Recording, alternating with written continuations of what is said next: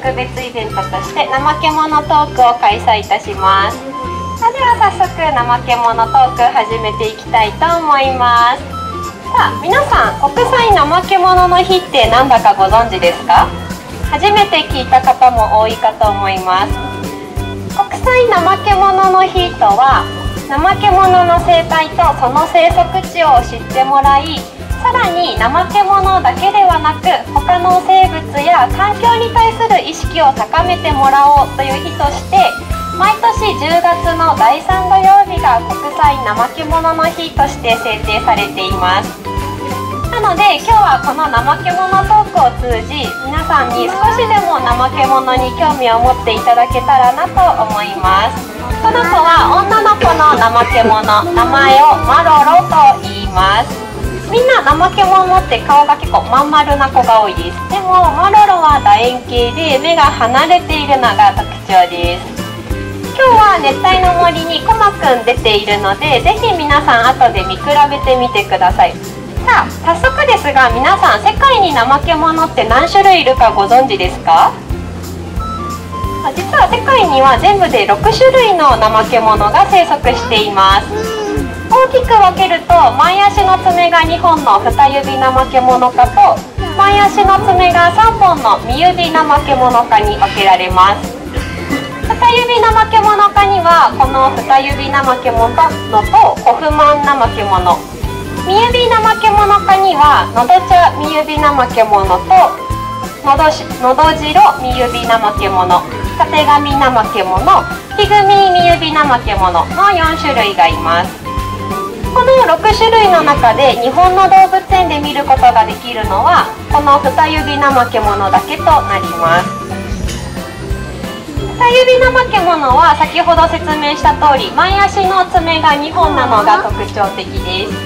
後ろ足の爪が3本なのは三指怠け者も同じです。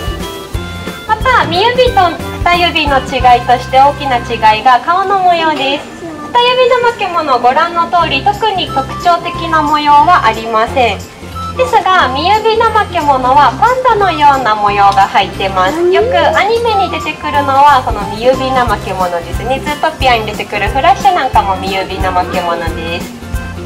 では同じ二指怠け者科のホフマン怠け者とこの二指怠け者は顔がとてもそっくりです。ただ一つだけ大きな違いがあります。その違いは頸椎の数です。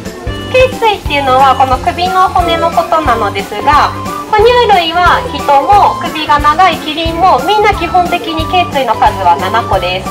そしてこの二指怠け者も7個なのですが、ホフマン怠け者だけは6個と1つ少ないです。なのでレントゲンを取ると簡単に見分けることができます。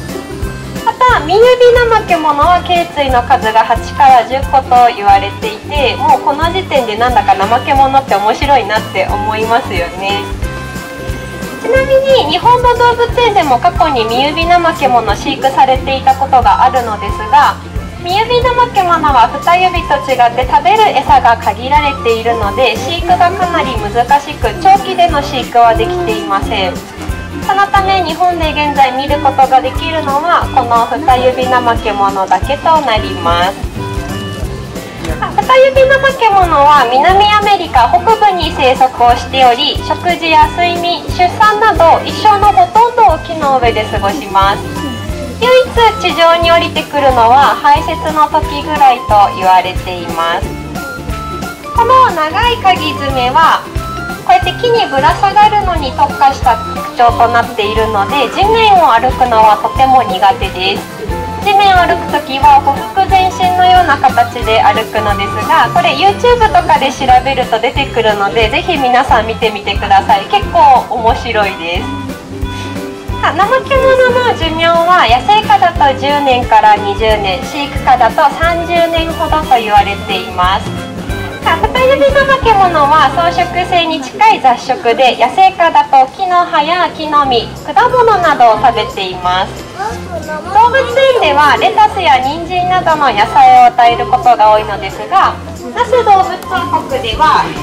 レタスやキャベツ、人参、ズッキーニやキュウリなど1日のご飯、こちらですね。だいたい 500g 以上のご飯を1頭あたり食べます。ちなみにモロロはふかしたお芋が一番好きで、きゅうりよりもズッキーニ派です。同じウリ科なのに何が違うんだかよくわかりません。はい、食べる？あ、今は気分じゃない。この長いかぎ爪すごい不便そうに見えるのですが、ご飯を食べるときはこのかぎ爪を上手に使ってご飯食べます。怠け者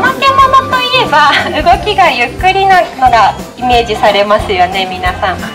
なんでこんなに動きがゆっくりなのかというと、怠け者は基礎代謝が低いので激しく動くのが苦手です。むしろ激しく動いてしまうと代謝が上がりすぎて死んでしまいます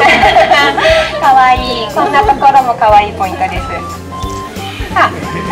ので怠け者たちはできるだけエネルギーを消費しないようにゆっくりと動き、1日に約20時間ほど寝て過ごすと言われています。ただ動物園で飼育されている怠け者はもうちょっと動いてます。はい、どうぞ。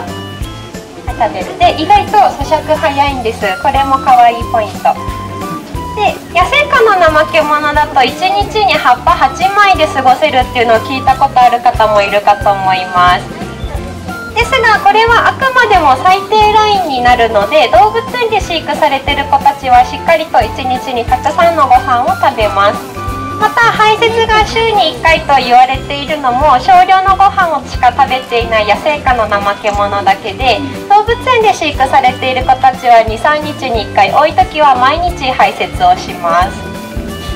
で、今この上手に使ってる爪、長すぎない？切らないの？って言われることがよくあるのですが、これ見てもらうと分かるんですけど、これ切っちゃうともう爪が木に引っ掛けられなくなってしまいます。なので基本的に怠け者の爪を切ることはありません。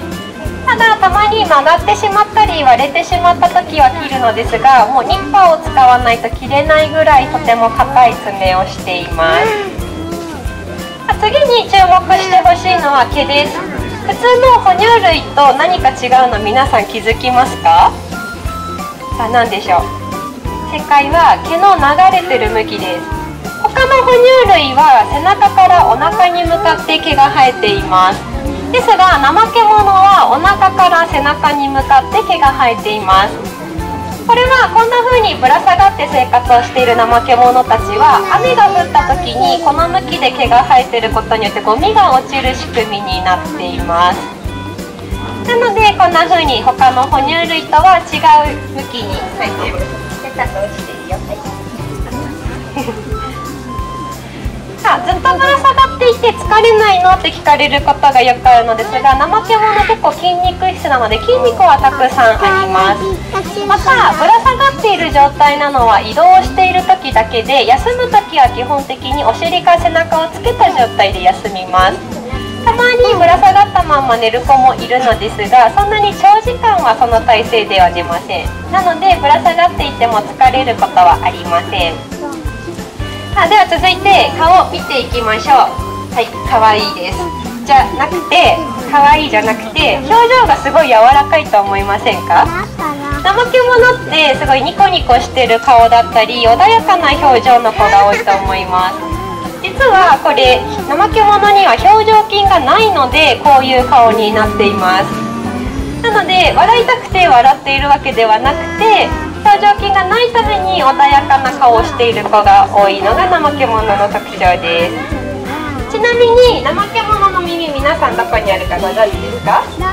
怠け者の耳は人と同じで、見えるかな？マロロちょっとあっち行ってほしいな。耳見せてって。よいしょ。ここら辺に見えた？耳見えました？ここに耳があります。人の耳みたいなやつ、那須どうぶつ王国のインスタグラムにも載せてるので、ちょっと遡って見てみてください。さあ、ここまで怠け者についてお話ししてきたのですが、皆さん怠け者に興味を持っていただけましたか？怠け者飼いたいなって思う方も中には出てくるかと思います。ですが怠け者に限らず野生動物を飼育するのは簡単なことではありません。例えばナマケモノは夏でも25度を切らないように管理をしているので、那須どうぶつ王国では夜間は夏でも暖房がついているぐらいです。はい、暖かい部屋を用意してあげないとナマケモノたちは体調を崩してしまいます。珍しい動物を飼っている人を見ると自分も飼ってしまいたくなるのですが、そういう人が増えてしまうと密猟につながってしまいます。日本は野生動物の密輸大国とも言われています。また野生動物たちが絶滅してしまう理由は密輸だけではありません。ナマケモノたちが生息している南アメリカの熱帯雨林は近年減少してきています。このまま森林がなくなってしまうと、ナマケモノたちをはじめその他多くの野生動物たちの住むところがなくなってしまいます。フタユビナマケモノはレッドデータブックだとまだ低懸念と絶滅の危機はとても高いわけではありませんが、最初に説明したピグミーミユビナマケモノとタテガミナマケモノは絶滅危惧種に指定されています。興味を持っていただけた方はぜひナマケモノかわいいな、飼いたいなではなくて、ナマケモノたちを守るために何かできることはないか、ナマケモノたちが住んでいる自然環境を守るために何かできることは何か考える一つのきっかけにしていただけると、私たちもナマケモノたちも嬉しく思います。最後までお付き合いいただきありがとうございました。